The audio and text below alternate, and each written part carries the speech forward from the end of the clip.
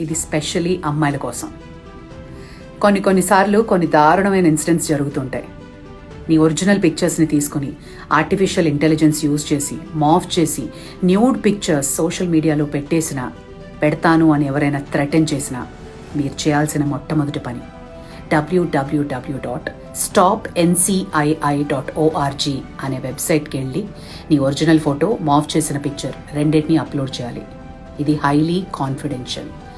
నీ ప్రమేయం లేకుండానే వాళ్ళు ఇంటర్నెట్లో సర్క్యులేట్ అవుతున్న నీ మాఫ్డ్ పిక్చర్స్ అన్నీ డిలీట్ చేసేస్తారు.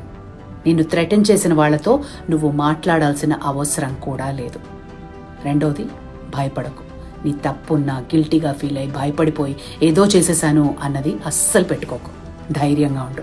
Reach out to she teams, reach out to cyber security. 1930 is the helpline number. Be brave and courageous.